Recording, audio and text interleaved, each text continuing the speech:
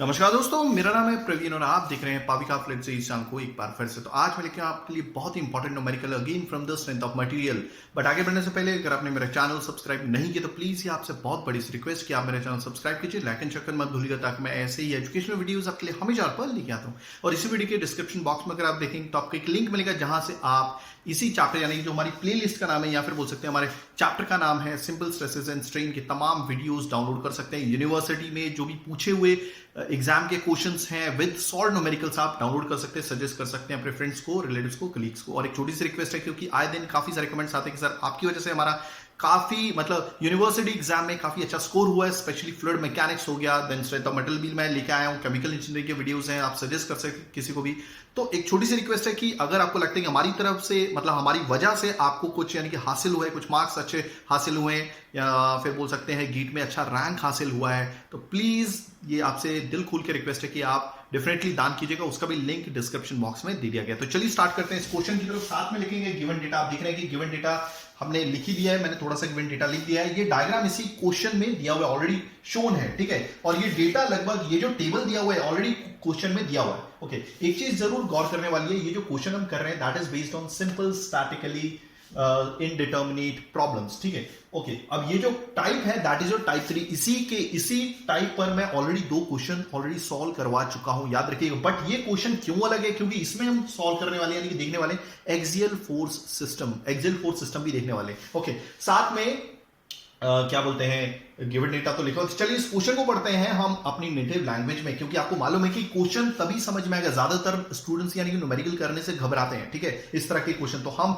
Basic concept देखेंगे, unit के क्या कॉन्सेप्ट होते हैं, सारी चीजें देखने वाले हैं। ओके, तो क्वेश्चन पढ़ते हैं। Calculate stress in each material if the composite rod is subjected to axial forces as shown in figure, ठीक है। कंपोजिट रॉड क्या होता है? देखिए आप देख रहे हैं कि एक ये दीवार है, दीवार के बीच में हमारा रॉड है और रॉड भी अलग अलग 3 मटेरियल से बना हुआ है। पहला आप देखिए ए से लेकर डी तक हमारा रॉड है। ओके, ए से लेकर बी तक हमारा एल्यूमिनियम बना हुआ है, बी से लेकर सी तक हमारा स्टेनलेस स्टील है, सी से लेकर डी तक हमारा ब्रॉन्ज का ये रॉड है, ठीक है। तो इसी वजह से कंपोजिट रॉड कहा गया है। अब आप देखिए कि देखिए ये जो रॉड है हमारा, ठीक है, अब इसको सब्जेक्ट किया जाता है एक्सियल फोर्स द्वारा। आप देख रहे हैं ये होता है हमारा क्रॉस सेक्शन एरिया। अभी जरूरी नहीं है क्या बोलते हैं, कोई भी रॉड का जो क्रॉस सेक्शन एरिया है वो स्क्वायर भी हो सकता है, रेक्टेंगल हो सकता है, सर्कुलर हो सकता है, ट्रायंगुलर हो सकता है। तो जब इसका खुद के जो देखिए इसकी खुद की जो एक्सिस है, अगर उसी डायरेक्शन में फोर्स इसके ऊपर एक्ट कर रही है तो दैट मीन्स ये सब्जेक्ट हो गया एक्सियल फोर्स द्वारा। सिंपल सी डेफिनेशन है। आइदर फोर्स क्या बोल सकते हैं टेंसाइल नेचर की हो सकती है, यानी कि खींचेगी तो ये लंबा हो जाएगा, या फिर क्या होगा, ये क्या हो जाएगा, आइदर फोर्स का नेचर मींस कॉम्प्रेसिव नेचर भी होगा, हो सकता है, ठीक है। तो इससे इसकी वजह से क्या होगा कि इसका डाया बड़ा हो जाएगा और एक इसकी जो लेंथ है कम हो जाएगी। तो कहने का मतलब है there is a change in length, ठीक है। ओके, तो ये होता है हमारा एक्सियल फोर्स। क्लियर हो गया? ओके, तो ये कॉन्सेप्ट था। अब जल्दी से देख लेते हैं हमें क्या बोला गया है। ऑलरेडी डायग्राम दिया हुआ है, ओके, लगभग फिगर भी दिया हुआ है एल्यूमिनियम के लिए, स्टेनलेस स्टील के लिए, ब्रॉन्ज के लिए। हमें एक्सियल फोर्स डायग्राम बनाना है। ओके, हमें और क्या ढूंढना है? Calculate stress in each material. ये चीज रह गई थी बताना कि देखिए हर एक यानी कि एल्यूमिनियम में, स्टेनलेस स्टील में, ब्रॉन्ज में हमें क्या फाइंड आउट करना है? स्ट्रेस ढूंढना है। तो ईच मटेरियल मतलब एल्यूमिनियम में भी ढूंढना है, स्टेनलेस स्टील में भी, ब्रॉन्ज में भी। ओके, और एक्सियल फोर्स डायग्राम बनाना है। चलिए इस क्वेश्चन को मतलब जो लिखा हुआ है थोड़ा मिटा देते ताकि हमारे पास स्पेस थोड़ी अवेलेबल हो जाए। अब हमें कैसे एनालाइज करना है, इससे पहले कि हम ये स्ट्रेस ढूंढें, ठीक है, नॉर्मल स्ट्रेस ढूंढें, हमें फाइंड आउट क्या करना है। सबसे पहले ये जो क्या बोलते हैं रॉड है A B B C C D जो आपस में जुड़े, इसको अलग अलग बनाएंगे और इसका फ्री बॉडी डायग्राम बनाएंगे। और फ्री बॉडी डायग्राम बनाने के बाद हम फोर्स डिटरमाइन करेंगे, फोर्स कितनी है। बट इसमें प्रॉब्लम क्या है, क्योंकि इससे पहले अगर आपने मेरे वीडियोस देखे होंगे टाइप 2 टाइप 1, वहां पर क्या था कि वहां पे दीवार नहीं थी, ठीक है, सिंपली वहां पे एक्सियल फोर्स एक्ट कर रही थी। बट यहां पर दूसरे टाइप में आपने देखा कि एक साइड दीवार थी, दूसरा साइड हवा में फ्री था, ठीक है। तीसरे केस में आपने देखा कि दोनों साइड दीवार है, तो डेफिनेटली इनके बीच में यानी कि देखिए सी पोर्शन पे और बी पोर्शन पे आपके नेट रिजल्टेंट फोर्स एक्ट कर रहे हैं। जैसे 90 न्यूटन सी पोर्शन पे है, 150 न्यूटन बी पोर्शन पे। तो इस नेट रिजल्टेंट फोर्स की वजह से ये एक्सपैंड तो होना चाहता है बट ये बेचारा एक्सपैंड नहीं हो सकता क्योंकि दोनों साइड दीवार है। तो सिंपली ज्यादा ना टाइम लेते हुए चलिए स्टार्ट करते हैं। ये है हमारा ए बी रॉड, जैसा कि आप देख रहे हैं। ओके, नेक्स्ट है हमारा थोड़ा बड़ा है ये बीसी रॉड, ठीक है। ओके, लास्ट में आ जाता है ये थोड़ा छोटा है। Okay, this is your C D rod. Okay, अब मान लीजिए कि ये जो दीवार है ये फोर्स लगाई जा रही है, मतलब कौन सी दीवार द्वारा, किसके ऊपर, ब्रॉन्ज रॉड के ऊपर, या फिर बोल सकते हैं फोर्स लगाई जा रही है आपके क्या बोलते हैं एल्यूमिनियम रॉड पे दीवार द्वारा, यानी कि दीवार द्वारा एक फोर्स, ठीक है, एक रिएक्शन फोर्स ऑफर की जा रही है। ओके, अब ये रॉड स्टार्टिंग का है तो यहां पर मान लीजिए F1 फोर्स एक्ट कर रही है, कौन सी F1, ओके, यहां पर F2, यहां पर F3, ओके, तो अब F3 कैसे एक्ट करेगा वो देखिएगा, ठीक है। हम स्टार्ट करते हैं इस रॉड से। ओके, दीवार जो फोर्स ऑफर कर रही है, रिएक्शन फोर्स मान लीजिए वो F3 है, ठीक है, फोर्स लगा रही है। ओके, तो डेफिनेटली अगर देखिए अब ये जो CD रॉड है, अगर हमें इसे इक्विलिब्रियम में मेंटेन करना है तो डेफिनेटली दूसरी साइड से भी, यानी कि अपोजिट साइड से भी उतनी ही फोर्स एक्ट करेगी, that is your F3। Okay, काम करता हूं, ये रॉड कुछ ज्यादा बड़ा बन गया है तो इसको ज्यादा बड़ा नहीं बनाता, कुछ इस तरह से बनाता हूं, ठीक है। हो गया क्लियर, हमने फोर्सेस की डायरेक्शन डिफाइन कर ली। ओके, अब ये F2 फोर्स है, F2 जो फोर्स है, ठीक है, अब F2 फोर्स कहां पे एक्ट करेगी ये देखिएगा। देखिए ये BC पार्ट का ये C पोर्शन है, CD पार्ट का ये C पोर्शन है, तो देखिए यहां पर जो फोर्स एक्ट कर रही है, इसी फोर्स को देखते हुए हमें यहां पे फोर्स एक्ट करवानी है। अब देखिए यहां पर जो फोर्स एक्ट कर रही है, याद रखिएगा यहां पर जो फोर्स एक्ट कर रही है इसका नाम दे देता हूं F2, ठीक है। ये BC पोर्शन पे जो फोर्स एक्ट कर रही है F2 है, उसकी डायरेक्शन मैंने डिफाइन कर दी, मगर कैसे, इसकी यानी कि जो बगल वाली फोर्स है, ठीक है, बगल वाली फोर्स है C पोर्शन पे, यानी कि CD पोर्शन की, CD जो पार्ट है इसका जो C पोर्शन है, इस फोर्स को देखिए, ठीक है, इस फोर्स को देखते हुए इस फोर्स F2 फोर्स की डायरेक्शन आप लगाइए, यानी कि ये जो फोर्स है F2 इसके अपोजिट होनी चाहिए, बस ये थंब रूल याद रखिएगा, ठीक है। हो गया, डिफाइन हो गया। अब BC जो हमारा पोर्शन है, क्या बोलते हैं, रॉड का, इसको इक्विलिब्रियम में मेंटेन करने के लिए दूसरी साइड भी, उल्टी साइड से हमारी फोर्स एक्ट करेगी, दैट इज योर F2। हो गया ये भी क्लियर। ओके, सिंपल सी बात है, बहुत आसान सा ये थंब रूल है। अगर आपका क्या बोलते हैं लेफ्ट हैंड साइड पे जा रही है तो आपको यहां पे राइट हैंड साइड पे लगाना है, यानी कि दोनों फोर्सेस आपस में इक्वल हैं और अपोजिट डायरेक्शन में, याद रखिएगा। ओके, अब बारी आती है हमें F1 फोर्स डिफाइन करने की। अब F1 फोर्स की डायरेक्शन कैसे डिफाइन होगी, वो इसी फोर्स से डिफाइन होगी। अगर ये कहने का मतलब F1 फोर्स और F2 फोर्स दोनों अपोजिट डायरेक्शन में होनी चाहिए, तो आप देखिए AB रॉड जो है या फिर AB पोर्शन है उसका B पार्ट देखिए, और BC रॉड जो है उसका B पार्ट देखिए, ठीक है। तो यहां पर जो फोर्स एक्ट कर रही है, देखिए यहां पर जो मेरे को फोर्स की डायरेक्शन लगानी है ना, दैट इज योर F1। अब आप देखिएगा F1 और F2 आपस में दोनों अपोजिट है, तो मैं यही तो समझाने की कोशिश कर रहा हूं। तो एक थंब रूल याद रखिएगा कि F1 की जो डायरेक्शन है कौन डिफाइन करेगा, कौन बताएगा, F2 बताएगा। याद रखिएगा यहां पर दोनों जो फोर्स है वो अपोजिट होनी चाहिए, याद रखिएगा, ठीक है। अगर कुछ भी करेक्शन होगा तो हमें लास्ट में पता चल जाएगा, ठीक है। ओके, अब इस AB पोर्शन को, या फिर बोल सकते हैं कि इस AB पार्ट को किसमें मेंटेन करने के लिए, इक्विलिब्रियम में मेंटेन करने के लिए दूसरी साइड से भी, उल्टी साइड से भी फोर्स एक्ट करेगी, दैट इज योर F1। याद रखिएगा ये दोनों फोर्स आपस में अपोजिट होनी चाहिए और ये दोनों फोर्स इक्वल है। ये क्लियर हो गया। ओके, चलिए अब बात करते हैं हम एक चीज, अब थोड़ी देर के लिए यहां पर देख लीजिए, तो ये तो क्लियर हो गया, चलिए क्लियर हो गया। ओके, अब मैं ये बता रहा था आपको कि ये जो AB पोर्शन है और ये जो BC पोर्शन है, किसका पार्ट है, ये पूरे इसी रॉड का पार्ट है, ठीक है। AB पार्ट और BC पार्ट जब आपस में जुड़ जाएंगे तो कुछ इस तरह से ये स्ट्रक्चर बनेगा, याद रखिएगा। This is B part, okay, this is A part, this is C part. अब आप देख रहे हैं दोनों पार्ट जुड़ने की वजह से जो B पोर्शन है वो एक लाइन बन जाएगा, और यहां पर कितना फोर्स एक्ट कर रहा है, ये फोर्स एक्ट कर रहा है, that is your 150 kilo newton. Clear हो गया। इसी को नेट रिजल्टेंट फोर्स बोलते हैं। ओके, अब नेट रिजल्टेंट फोर्स क्या होता है, ध्यान से देखिएगा। नेट रिजल्टेंट फोर्स क्या होता है, net resultant force is nothing but difference between two forces. ये दो फोर्स का डिफरेंस होता है। कौन सी दो फोर्स का, ये नेट रिजल्टेंट फोर्स किनकी वजह से पैदा हुई है, F1 और F2 के बीच की वजह से। तो जो नेट रिजल्टेंट फोर्स होता है ये डिफरेंस होता है दो फोर्सेस का, तो देयरफॉर F1 माइनस F2 लिख सकते हैं या फिर F2 माइनस F1 लिख सकते हैं। बट कौन सा सही है, कौन सा ये, क्या ये सही है, क्या ये सही है, ये कैसे डिफाइन करेंगे, याद रखिएगा। नेट रिजल्टेंट फोर्स की जो डायरेक्शन है, जिस डायरेक्शन में आपका नेट रिजल्टेंट फोर्स है उसी डायरेक्शन में एक फोर्स चाहिए और वही फोर्स बड़ी होगी। तो आप देखिए इन दोनों में से ये जो दो फोर्सेस है F1 और F2, कौन सी फोर्स की डायरेक्शन आपकी नेट रिजल्टेंट फोर्स से मैच होती है, वही फोर्स बड़ी होगी। तो आप देखिए F1 की डायरेक्शन लेफ्ट हैंड साइड है और क्या बोलते हैं नेट रिजल्टेंट फोर्स जो B पोर्शन पे एक्ट कर रही है, B लाइन पे एक्ट कर रही है, उसकी डायरेक्शन भी यानी कि लेफ्ट हैंड साइड पे। तो that means F1 minus F2, यानी कि F1 बड़ा है, सो हमारा ये जो है F1 माइनस F2 सही हो जाएगा और ये रॉन्ग हो जाएगा, ठीक है। रॉन्ग होने की वजह से अब ये क्या लिखेंगे, नेट रिजल्टेंट फोर्स है, तो अब हम इसको लिख सकते हैं 150 किलो न्यूटन। हो गया ये भी 150 kilo newton. Let me check everything is working fine, या हो गया क्लियर। वैसे ही जैसे मैंने ये कंसेप्ट आपको समझाया है, ठीक है।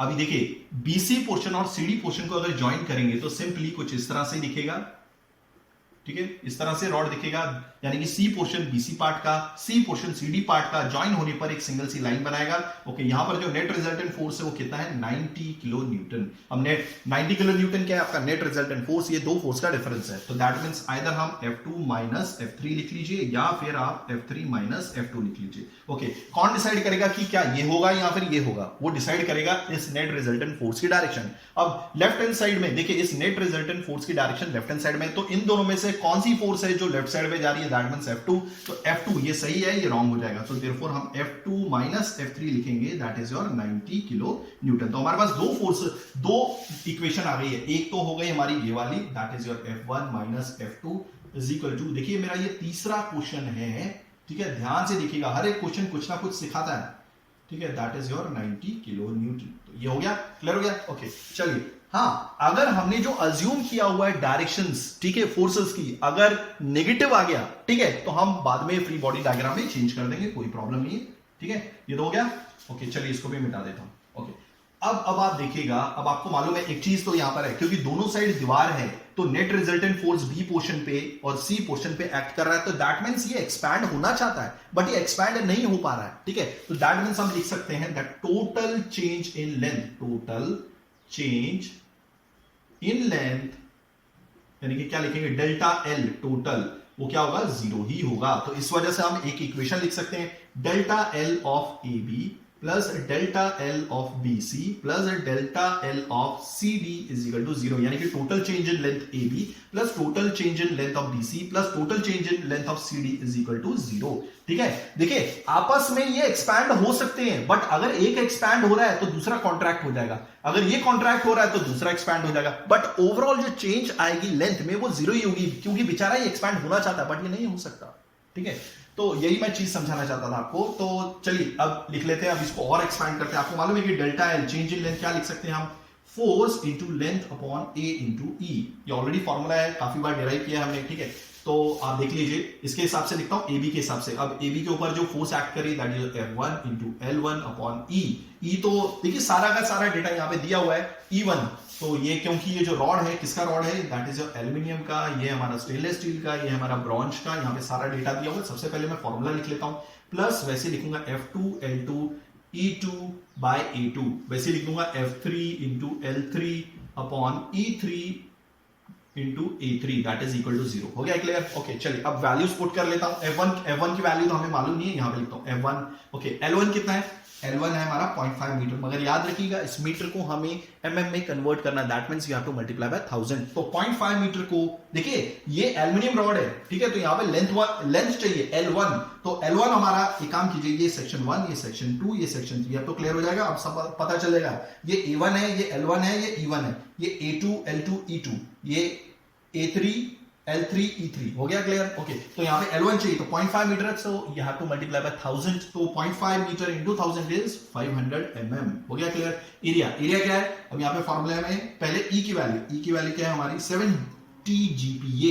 याद रखिएगा एक चीज बताता हूं कि 1 GPa जो होता है that is your 1 kilo Newton पर mm स्क्वायर। याद रखिएगा, तो हमने GPa को किसमें कन्वर्ट कर लिए, किलो न्यूटन पर mm स्क्वायर में। मतलब आप डायरेक्टली GPa की जगह क्या यूनिट रिप्लेस कर सकती हैं, अगर एक GPa 1 किलो न्यूटन पर mm स्क्वायर है तो दैट मींस आप 70 GPa को लिख सकते हैं 70 किलो न्यूटन पर mm स्क्वायर। ठीक है, तो 70 किलो न्यूटन, अभी किलो न्यूटन, तो याद रखिएगा इस GPa को मैं यहां से हटा देता हूं। अब GPa को क्या लिख दूंगा हर जगह, किलो न्यूटन पर mm स्क्वायर। हो गया, इसको भी मिटा देता हूं, दैट इज किलो न्यूटन पर mm स्क्वायर। इसको भी मिटा देता हूं, किलो न्यूटन पर mm स्क्वायर, क्योंकि आए दिन काफी सारे कमेंट्स आते हैं कि सर ये लीजिए, तो इतना तो पॉसिबल नहीं है। मैं कोशिश करता हूं कि यानी कि आपके काफी सारे कमेंट्स के आंसर दूं और क्वेश्चंस लेके आऊं। ओके, तो अभी देखिए 70 किलो न्यूटन, तो दैट मींस अब ये किलो को एब्जॉर्ब कराना पड़ेगा, मल्टीप्लाई बाय एरिया कितना है, दैट इज योर, ये ऑलरेडी mm स्क्वायर में तो कोई प्रॉब्लम नहीं है। Okay, plus that is your F2 into okay L2 कितना है, यानी कि स्टेनलेस स्टील, इसकी जो लंबाई है 0.25 मीटर है, मल्टीप्लाई बाय 1000 कीजिए, सो 250 mm आ जाएगा,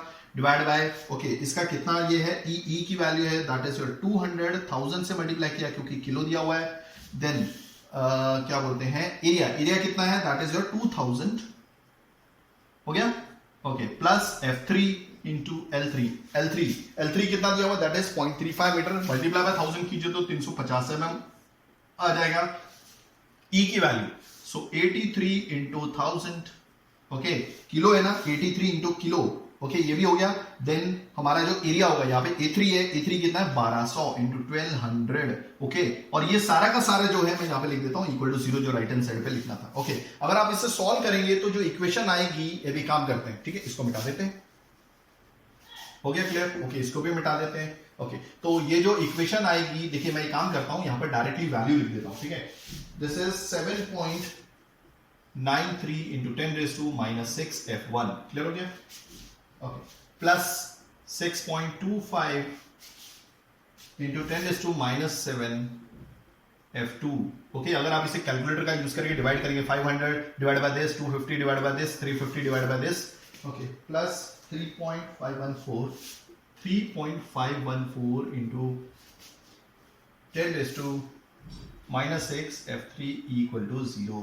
अब आपके ऊपर है, एक में F1 है, एक में F2, एक में F3 है। आप क्या कीजिए, देखिए आइदर आप कन्वर्ट करना चाहते हैं पूरी की पूरी इक्वेशन F1 में, या फिर आप कन्वर्ट करना चाहते हैं F2 में या फिर F3 में, ये आपके ऊपर है, ठीक है। तो मैंने क्या किया था, एक बार मैं देख लूं मैंने जो वैल्यूज लिखी है वो सही लिखी है, नहीं तो गड़बड़ हो जाएगी। 6.25 इंटू 10⁻⁻7, ओके 3.514 इंटू 10⁻⁻6, ओके। अब मैं क्या करूंगा, सिंपली देखिए मुझे चाहिए, मैं सोच रहा हूं कि मैं सब पूरी इक्वेशन को F2 में कन्वर्ट कर दूं, ठीक है, ओके। तो मैं क्या करूंगा, ये वाला जो बीच वाला टर्म है उसको तो मैं F2 रहने दूंगा, F1 को मैं F2 बना दूंगा और F3 को भी मैं F2 बना दूंगा, ओके। तो सबसे पहले मैं रिलेशन ढूंढूंगा, देखिए हमारे पास दो इक्वेशन है, एक इक्वेशन 1 है और एक इक्वेशन 2 है, ओके। F1 को मैं रिप्लेस कर दूंगा F2 से, तो देखिए हमारे पास एक रिलेशन है F1 और F2 का। अगर मुझे F1 की जगह F2 लाना है तो मैं इस F2 को राइट हैंड साइड पे भेज दूंगा, ठीक है।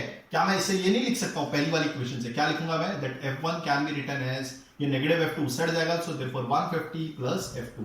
तो F1 की जगह क्या लिखूंगा, 150 प्लस F2, तो ये वैसे लिखूंगा 7.93 इंटू 10⁻⁻6, F1 की जगह क्या लिखूंगा 150 प्लस F2, हो गया क्लियर। प्लस अब आगे बढ़ता हूं, 6.25 इंटू 10⁻⁻7, ये तो F2 में है ही ऑलरेडी, कोई प्रॉब्लम नहीं है, ओके। Next 3.514 into 10⁻⁻6, okay. अब ये देखिए F3 को भी F2 में कन्वर्ट करूंगा तो मेरे पास एक रिलेशन होना चाहिए F2 और F3 में, तो देखिए F3 को मुझे F2 में कन्वर्ट करना है, तो दैट मींस F3 यहां पर है, तो इसी का यूज करके मैं क्या काम करूंगा, इस F3 को राइट हैंड साइड पे लेके जाऊंगा, तो ये F3 पॉजिटिव हो जाएगा, ओके। अच्छे से लिखता हूं, तो that is equal to F3, okay. ये जो 90 है ये इस साइड आएगा, तो this can be written as F2 minus 90, okay. Let me check, ये लिखा है मैंने,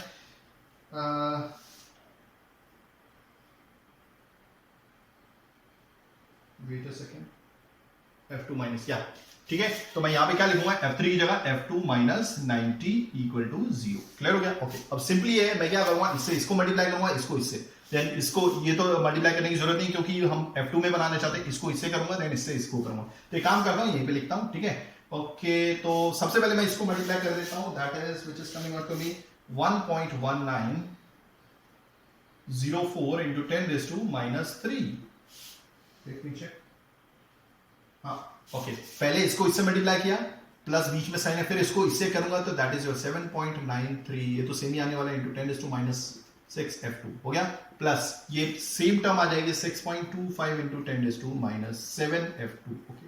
प्लस अब पहले मैं इसको F2 से मल्टीप्लाई करूंगा, so therefore 3.514 into 10⁻⁻6 F2, clear हो गया। अब इसको इससे मल्टीप्लाई करूंगा, बीच में माइनस का साइन आएगा, यानी कि 3.514 इंटू 10⁻⁻6 इंटू 90। अब ये कितना आ रहा है, this is coming out to be 3.1626 into 10⁻⁴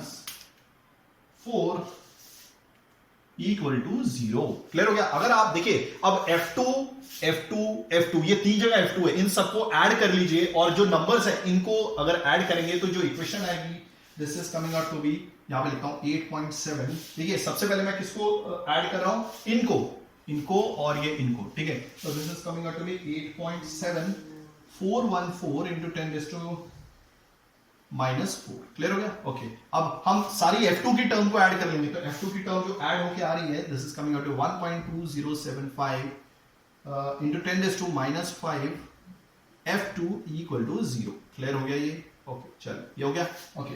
अगर मैं फाइनली इसको सॉल्व करता हूं, देखिए इसको मैं उस साइड लेके जाऊंगा तो हमारी टर्म ये जो पॉजिटिव है वो नेगेटिव हो जाएगी और F2 की वैल्यू हम निकाल लेंगे, ठीक है। तो फिलहाल मैं इसको मिटा देता हूं क्योंकि इसका काम तो लगभग हो ही गया, ठीक है, ओके।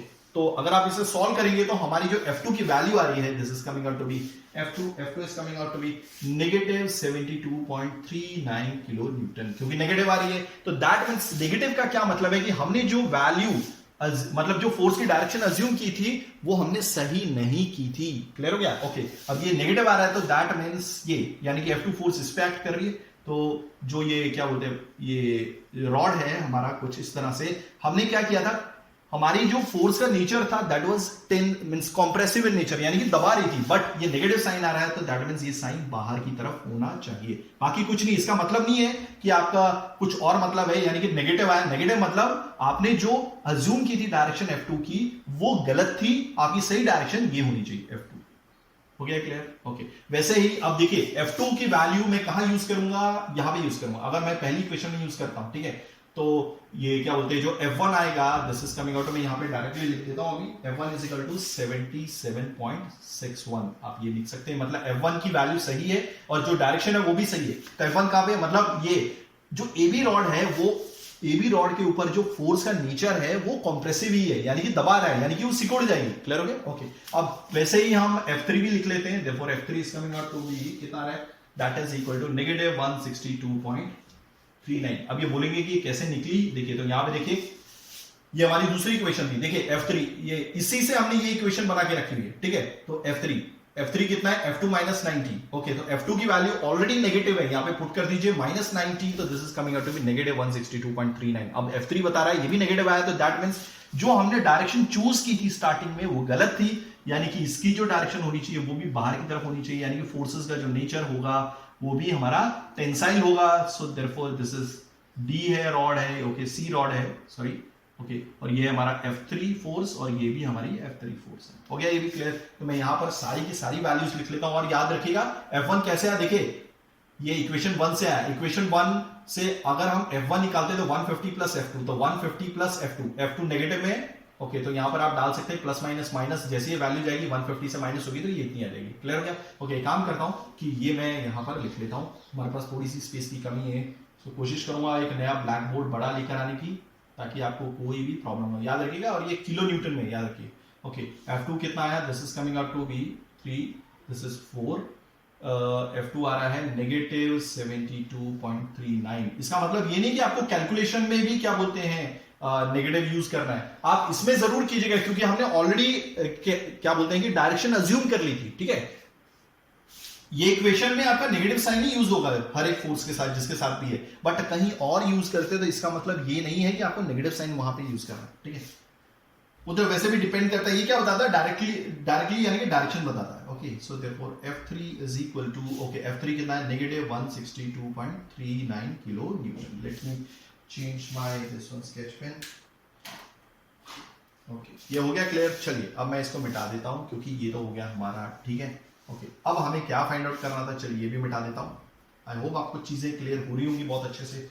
ओके, सो अभी हमें क्या करना है, देखिए अब हमें स्ट्रेस फाइंड आउट करना है, क्योंकि स्ट्रेस तभी फाइंड आउट होगा क्योंकि स्ट्रेस का जनरल फॉर्मूला क्या है, फोर्स अपॉन एरिया। तो सबसे पहले हम फोर्स यानी कि किसकी फाइंड आउट करेंगे, AB की, यानी कि कौन सी, देखिए AB रॉड है, ये सब्जेक्टेड है आपके कॉम्प्रेसिव फोर्स से, तो यहां पर जो पैदा होने वाला स्ट्रेस है वो भी कॉम्प्रेसिव नेचर का ही होगा। ओके, तो यहाँ पे जो फोर्स एक्ट करेगी वो F1 है। ओके, तो यहां पर आ जाएगा F1 बाय A1। ओके, तो F1 की जो फोर्स है, ठीक है, that is your 77.61। Okay, kilo को एब्जॉर्ब करा ली 1000 के तौर पे। ओके, न्यूटन इसकी यूनिट है। एरिया A1 कितना है आपका 900 mm square, so 900 mm square, तो ये जो आएगा this is coming up to be कितना रहेगा 86.233 न्यूटन। ओके, ये यूनिट आ गई आपकी न्यूटन। ओके, ये तो यहां पर बताता न्यूटन पर mm स्क्वायर। ओके, तो ये न्यूटन पर mm स्क्वायर हो गया, ये क्लियर। ओके, नेक्स्ट हम बात करेंगे सिग्मा BC की, ये जो स्ट्रेस आई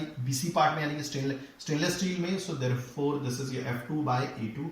F2 कितनी फोर्स आ रही है, F2 की जो वैल्यू है वो 72.39। नेगेटिव साइन नहीं लिखना है, नेगेटिव साइन जस्ट ये बताता है कि आपने जो फोर्स की वैल्यू यानी कि डायरेक्शन अज्यूम की थी वो गलत थी, एक्चुअल में ये होनी चाहिए। ओके, सो देयरफॉर ये न्यूटन में है। ओके, एरिया A2 कितना है, दैट इज योर 2000, ओके याद रखिएगा 72.39 किलो न्यूटन है, किलो को हमें एब्जॉर्ब कराना है, ठीक है, डिवाइड बाय 1000, तो और इसकी यूनिट है mm स्क्वायर, तो ये जो आ रही है sigma BC is equal to, this is coming out to be कितना आ रहा है, 36.195 न्यूटन पर mm स्क्वायर, ओके। लास्ट हम यहाँ पे निकालते हैं सिग्मा CD, ओके ये क्या है F3 बाय A3, क्लियर हो गया, ओके। अब F3 की वैल्यू कितनी है, that is your 162.39, okay, multiply by 1000 यानी कि किलो है और यूनिट लिख दी है, ओके। अब इसका A3 जो एरिया है that is your 1200 mm square, हो गया। तो अगर हम इसे डिवाइड करेंगे तो sigma CD is coming out to be कितना है 135.325 न्यूटन पर mm स्क्वायर, हो गया। तो ये हो गया हमारा पहला पार्ट, दैट इज कि हमें फाइंड आउट करना था, दैट वाज योर क्या बोलते हैं हर एक क्या बोलते हैं रॉड में, यानी कि जो रॉड किससे बना हुआ है, हर एक पोर्शन जो है रॉड का उसमें, क्योंकि अलग अलग पार्ट से बना हुआ था, कंपोजिट रॉड है, तो इसमें स्ट्रेस फाइंड आउट करनी थी, क्योंकि ये जो AB रॉड है यानी कि जो AB पार्ट है ये क्या बोलते हैं कि अंदर जो पैदा हो रही क्या बोलते हैं कि जो स्ट्रेस है उसका जो नेचर है वो कॉम्प्रेसिव नेचर है, बाकी यहां पर जो क्योंकि यहां पर जो फोर्स एक्ट कर रही थी उसका जो नेचर है वो टेंसाइल नेचर है, CD पोर्शन भी जो है यहां पर भी जो फोर्स एक्ट कर रही थी एक्सियल फोर्स उसका भी नेचर टेंसाइल फोर्स है, तो यहां पर BC और CD जो रॉड है उसके अंदर जो पैदा होने वाला स्ट्रेसेस हैं वो उसका जो नेचर होगा दैट इज टेंसाइल नेचर होने वाला है। आई होप आपको चीजें समझ में आ गई होंगी। अब बारी है हमारी एक्सियल फोर्स डायग्राम की, ठीक है। तो एक्सियल फोर्स डायग्राम के लिए आप एक सिंपली, मैं इसको मिटा देता हूं पूरा, काफी कंजस्टेड दिख रहा होगा आपको, ओके। तो सिंपली अब आप देखिएगा, ठीक है, सबसे पहले मैं क्या कहूंगा, एक पॉइंट ले लूंगा, ठीक है, this is A, okay, then next is B, this is C, this is D, okay. कैसे बनाना है ये देखिएगा, ओके। अब देखिए A पोर्शन पे जो आपकी फोर्स जा रही है वो क्या करना है आपने, A पोर्शन पे, ओके, कौन सी फोर्स एक्ट कर रही है, दैट इज योर F1 याद रखिएगा F1, ठीक है, F1 की वैल्यू कितनी है, दैट इज योर 77.616, ठीक है, ओके। एक चीज याद रखिएगा, देखिए कोई भी फोर्स जो राइट हैंड साइड जा रही है, late me change your colour, okay, एक काम करता हूं मैं कलर ही दूसरा ले लेता हूं, कोई प्रॉब्लम नहीं, ओके, चल आ जाएगा। कोई भी फोर्स जो राइट हैंड साइड पे जा रही है वो डाउनवर्ड एक्ट कर रही है, समझ में आ गया, कोई भी फोर्स जो राइट साइड जा रही है, याद रखिएगा, देखिए कौन सी फोर्स है जो राइट साइड पे जा रही है, जैसे कि आपने देखा था, एक काम करता हूं मैं वापस डायग्राम बना दूं क्या, वैसे तो जरूरत नहीं है, ओके, चलिए काम करता हूं बना ही देता हूं। यहां पर जो AB पोर्शन था आपने देखा था कि यहां पर जो फोर्स थी वो कुछ इस तरह से एक्ट कर रही थी, ठीक है। दूसरा देखिएगा BC, ओके, तो यहां पर जो फोर्स एक्ट कर रही थी वो आपकी left hand means right hand side पे एक्ट कर रही थी, नहीं ये एक्ट कर रही थी आपकी टेंसाइल नेचर की थी, ठीक है। तो ये हो गया F1, okay, this is F2, clear हो गया, ओके। फाइनली यहां पर था, तो इसी को देख के बनाना याद रखिएगा, दैट इज योर F2, और यहां पर भी जो फोर्स एक्ट कर रही थी उसका भी नेचर टेंसाइल नेचर ही था, ठीक है। So that is your F3, this is also F3, हर जगह इसी का प्रॉब्लम है भाई, काम करता हूं, हाँ चलिए, ओके।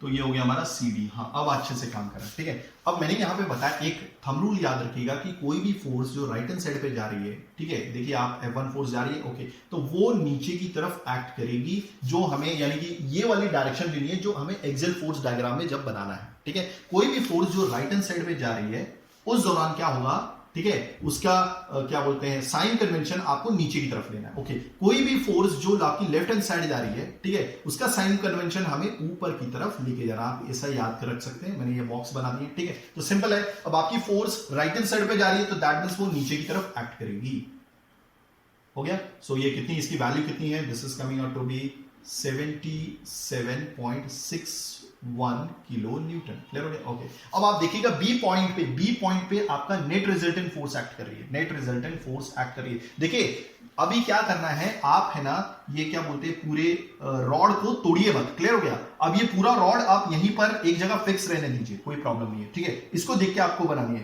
कहने का मतलब है कि इस क्या बोलते हैं कि ये जो दीवार है इसको हटा दीजिए और इसकी जगह जस्ट फोर्स रिप्लेस कर दीजिए। हमने क्या किया था, फ्री बॉडी डायग्राम बनाया था, हर एक रॉड के ऊपर जो फोर्सेस एक्ट कर रही थी उसका डिटर्मिनेशन किया था। फिलहाल एक्सियल फोर्स डायग्राम बनाने के लिए हमें क्या करना है, सिंपली ये जो दीवार है उसे रिप्लेस कर दीजिए सिंपली फोर्सेस से। तो एक फोर्स यहां पर आ रही थी और एक फोर्स यहां पर आ रही थी, क्लियर हो गया, ओके। तो वही चीज है, तो हमने क्या किया, ये हमारे साइन कन्वेंशन है यानी कि थंब रूल है, कोई भी फोर्स जो राइट हैंड साइड पे जा रही है उसका जो क्या बोलते हैं डायरेक्शन होगा नीचे की तरफ होगा, कोई भी फोर्स जो लेफ्ट हैंड साइड जा रही है उसका जो डायरेक्शन होगा वो ऊपर की तरफ जा रहा है। क्लियर हो गया? ओके, अब बी पोर्शन पे आप देख रहे हैं जो रिजल्टेंट फोर्स है, नेट रिजल्टेंट फोर्स है वो लेफ्ट हैंड साइड जा रही है, तो लेफ्ट हैंड साइड जा रही है तो दैट मींस जो फोर्स होगी एक्सियल फोर्स डायग्राम में बतानी है हमें, वो ऊपर की तरफ जा रही है। हो गया क्लियर? ओके, तो ये कितना है यहाँ पर, that is your 150 kilo Newton. हो गया? ओके, अब नेक्स्ट देखिएगा सी पे देखिएगा। ओके, यहां पर कितना है net resultant force, that is your 90 kilo Newton. Okay, ये भी राइट हैंड साइड जा रही है। एक second, keep quiet. Okay, sorry for the disturbance. Okay, अब आप देखिएगा ये वीडियो काफी लंबा हो गया है। Okay, no problem. Okay, approximately 30 minutes, कोई प्रॉब्लम नहीं है, we are just at the end only. Okay, अब आप देखिए यहां पर भी जो फोर्स है, फोर्स की डायरेक्शन यानी कि नेट रिजल्टेंट फोर्स की डायरेक्शन आपकी लेफ्ट हैंड साइड जा रही है, तो दैट मींस यहां पे जो एक्ट होने वाली फोर्स होगी वो भी ऊपर की तरफ जाएगी। देखिए समझ में आ रहा है? ठीक है, ये डायरेक्शंस का यूज करके हम एक्सियल फोर्स डायग्राम बनाते हैं। ओके, तो ये भी ऊपर की तरफ जाएगा 90 किलो न्यूटन। क्लियर हो गया? ओके, एंड फाइनली आप देख रहे हैं, क्या देख रहे हैं, दैट मींस यहां पर जो पड़ने वाली फोर्स थी, अगर हम इन दीवारों को रिप्लेस कर देते हैं तो हमारी जो फोर्स की डायरेक्शन थी, यानी कि यहां पर एक्ट कर रही थी हमारी F3 कितना था हमारा, दैट इज योर ओके, और इसकी डायरेक्शन कौन सी है, राइट हैंड साइड पे, राइट हैंड साइड, तो राइट हैंड साइड पे जाने वाली फोर्स नीचे की तरफ आएगी। सो दिस इज योर कितनी है 162, कितनी है 162.39 किलो न्यूटन। याद रखिएगा ये जो नेगेटिव डायरेक्शन है ये क्या बताता है कि आपने जो फोर्स की डायरेक्शन ली थी वो उल्टी ली थी, आप जस्ट सीधा कर लीजिए। ठीक है, आई होप आपको चीजें समझ में आ गई होंगी। ओके, तो अब मैं क्या करूंगा, सिंपली यहां पर एक्सियल फोर्स डायग्राम बनाता हूं। ठीक है, सबसे पहले आपने ये बना लिया। ओके, अब इसी के नीचे मैं क्या करूंगा, अगेन वापस बना दूंगा A, this is B, okay, this is C, this is D. Clear हो गया? ओके, ध्यान से देखिएगा। ओके, अब ये फोर्स नीचे की तरफ जा रही है 77.61 किलो न्यूटन, तो ये कुछ इस तरह से बनाएगी 77.61 किलो न्यूटन। क्लियर हो गया? ओके, अब मैं आगे बढ़ता हूं। ओके, यहां पर कितना है 150 किलो न्यूटन, तो यहां से यहां तक, ओके सॉरी, यहां से यहां तक, ठीक है, इतना कितना है, ये तो आपका 77.61 है। ठीक है, ओके, अब यहां से यहां तक आपका कितना रहेगा, ये टोटल 150 रहेगा। देखिए ये बेस वैल्यू है, यहां से 0 और ये टोटल आपका 150 किलो न्यूटन। तो यहां से जो ऊपर वाला होगा ये आपकी F2 की वैल्यू होगी। क्लियर हो गया? F2 की वैल्यू कितनी, 72.39, तो that is your 72.39 kilo newton. Clear हो गया? ओके, अब आगे बढ़ते हैं सी पॉइंट तक। ओके, अब यहां पर आपका 90 किलो न्यूटन का, याद रखिएगा, देखिए ये 150 किलो न्यूटन है, ये यहां से 150 किलो न्यूटन है। क्लियर हो गया? ओके, अब हम आगे गए, यहां से अब आपको और 90 किलो न्यूटन ऊपर जाना है। ठीक है, this is your 90 kilo newton. Clear हो गया? ओके, अब हम आगे बढ़ेंगे। क्लियर हो गया? ओके, एंड फाइनली नीचे की तरफ 162.309 न्यूटन है, तो ये नीचे की तरफ हमारा टोटल होगा, कितना होगा, that is your 162.39 kilo Newton. I hope आपको चीजें समझ में आ गई होंगी। देखिए ये जो AB रॉड, ये जो पूरे रॉड का जो हिस्सा AB है, यानी कि AB पोर्शन है पूरे रॉड का, यानी कि AD का, यहां पर जो एक्सियल फोर्स डायग्राम है ये आपकी बेस लाइन से नीचे की तरफ बना है, तो दैट मींस कहने का मतलब है साफ साफ कि जो AB रॉड है आपका कौन से एक्सियल फोर्स से सब्जेक्टेड है, जिसका नेचर कॉम्प्रेसिव है। ओके, और यहां पर जो स्ट्रेस पैदा होने वाला है उसका नेचर भी मतलब क्या रहेगा, कॉम्प्रेसिव रहेगा। ओके, तो दैट मींस मैं यहाँ पे नेगेटिव साइन ऐड कर दूंगा और यहां पर पॉजिटिव साइन, मतलब बी से लेकर डी तक का जो पोर्शन है आपके पूरे रॉड एडी का, ठीक है, वो सब्जेक्टेड है आपके कौन सी एक्सियल फोर्स से, जिसका नेचर टेंसाइल फोर्स है, और अंदर पैदा होने वाली जो क्या बोलते हैं टेंसाइल स्ट्रेसेस होंगी, वो डेफिनेटली उसका नेचर भी टेंसाइल ही होगा। तो this is your axial force diagram. तो आई होप आपको बहुत अच्छे से समझ में आया होगा। थैंक्स फॉर वॉचिंग, धन्यवाद, थैंक यू।